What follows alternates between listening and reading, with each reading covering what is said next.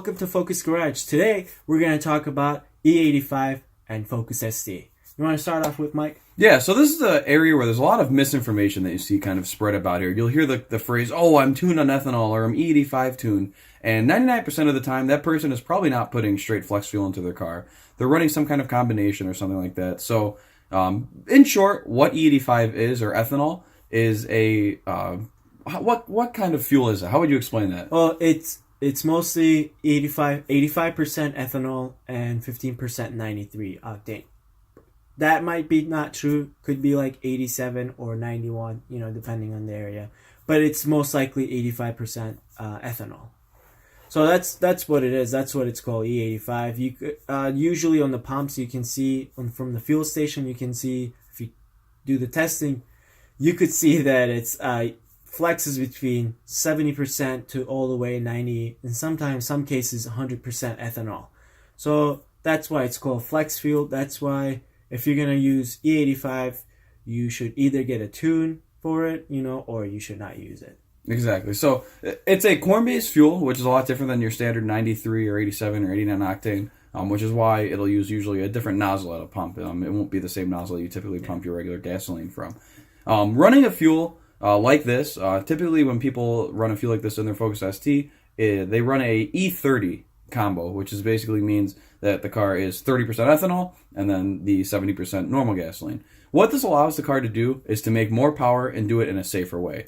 It's basically a cheap race gas. So you have all the octane that race gas provides, and you don't have, like, most of the time the race gas is from the gas station is usually old, so you don't get the benefit, it doesn't have the octane. And then there's the cost on top of that. I don't know if you guys ever saw, race fuel. Between $5 to $10, depending on where you go. And the octane, yeah. Yeah, with the E85, it's just usually less than $2, and you can just, put 30% ethanol, and then if you are lucky to have 93 octane, you can put 70% 93 octane, and you almost have between 105 to 110 octane in your gas tank.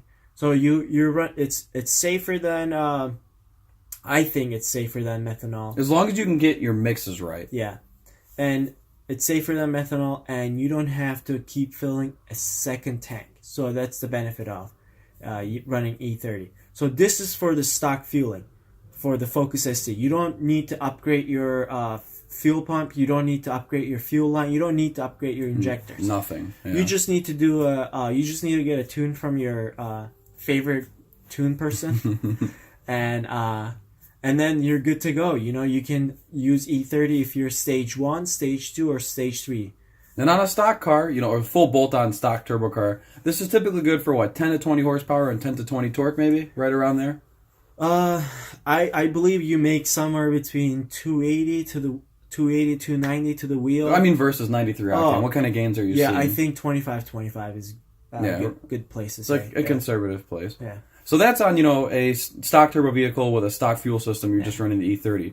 Let's cover what you've got done to your car and how ethanol kind of plays into that. So I'm running full E85, so I'm not mixing anything. I'm just going to the ethanol station and just pumping ethanol. That's it. Full tank. Full tank. No mixing, nothing. So what did you change on your car to be able to run full E85 on your car to where somebody with a stock car cannot? So full E85, you need some pump upgrade. So because we don't have high pressure fuel pump, we have one. There's just not direct bolt-on upgrades for that. It's a really big headache to put that in there compared to just putting a 4-port auxiliary fuel. So auxiliary fuel, yeah. You can get this from Stratified. You can get it from Speed Performance. I know Tune Plus Adam is working on one for the Focus ST. It's coming out next year. So he's going to be using a system using Radium as the brand with that. Yeah. So, and then I know the Boomba has a kind of a build your own kit there. Yeah, Boomba and CPA has build your own kit where they provide the rail, right? Yeah, and you you get the injectors and then the lines for it. So with that, it has to be 4-port to be able to run full E85. Like before with a tune, you can run this. So with this, you need 2 tunes. One for the injector controller, the additional injector controller that you get from the company that you buy the auxiliary fuel, and then the other one is for the Cobb EcoSport or whatever other EcoSports that you're using in your car. And this way you can run fully 85. So benefit of fully 85, number one for me, is no mixing. I don't have to hunt for 93 and E85 at the same time. It becomes a headache after a while, right? I mean, it looks dumb too. A lot of our friends, will run an E32, and you go to a gas station, you fill up twice, so you're putting 3 gallons of one kind of gas in, and then the rest of another kind. So a lot of times it involves moving pumps, and it just looks dumb. And also, like, sometimes, depending on your credit card, I had a problem where my credit card would cancel my credit card because things fraud, right? Yeah, like you're using the same credit card twice in the same pump. So that was my headache. And the power that I'm making, I can probably make that power with either E50 mix or E40 mix. The power level is not the reason that I'm running full 85. It just simplicity. Yeah. The other thing too, not to interrupt you there, but when you do the mixtures, you get inconsistency. So depending on how low you run down your tank, and then you're mixing your ethanol and your normal gasoline, if those mixtures are a little bit different each time, you're going to get more power, you're going to get less power, you're always going to have that inconsistency. I mean, the ECU will adjust between 50% minus the positive. Yeah. But that's when it's adjusting, it's like you said, pulling power, adding power. So that's the benefit of running fully 85. Nothing but just not mixing it. And this is new into the in the platform. People have been running fully 85 within like a couple of years now, or like maybe less than 2 years. Yeah. And what they have, like, there's no long-term, bad or long-term positive thing.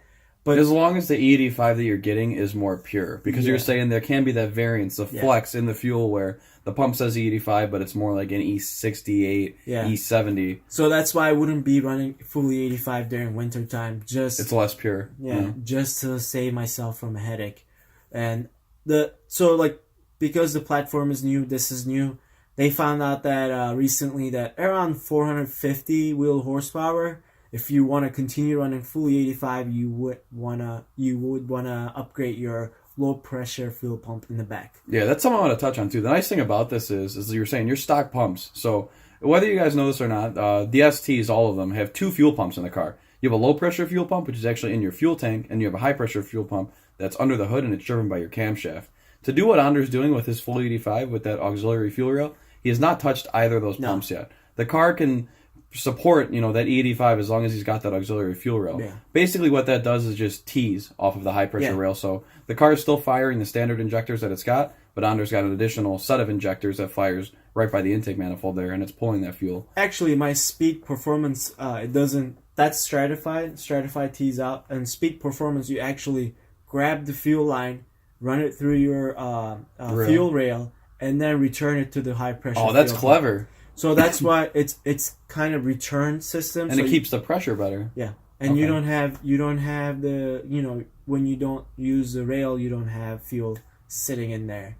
And also, if you're worried about not getting enough fuel into your high pressure fuel pump actually has little pocket of fuel where it's uses from there. So you're actually filling that pocket in there, and then the high pressure fuel pump takes fuel from there. So your high pressure fuel pump is always like lubricated and it's always pumping fuel. Okay. So that's a good thing about it. I mean, both system is the same. They're installed a little bit differently. You just wanna check the installation guide, check with your tuner to see how that's gonna. But vary. They're pretty straightforward. If you have put in a intake manifold spacer on your car, you've done half the work. Yeah, it's exactly like that, and then you just gotta remove the fuel line from there, and then that's it. You're good to go. So I think that's all you need to run fully 85, and you can do this with a stock turbo as well. You will probably make around you will push the 300 wheel horsepower. It lets you kind of squeeze the little bit that you have left, because the 2 biggest limiting factors on this car when you're stock turbo is obviously the turbo size itself and then fueling. Yeah. So you increase a little fueling, you're going to add a little bit more power to the car there. So Sorry to interrupt you. Go ahead. Continue what you're going with there. Well, I was just gonna say that one of them you can use it with the stock turbo, and using an auxiliary fuel like besides running E85 is cleaning your valves.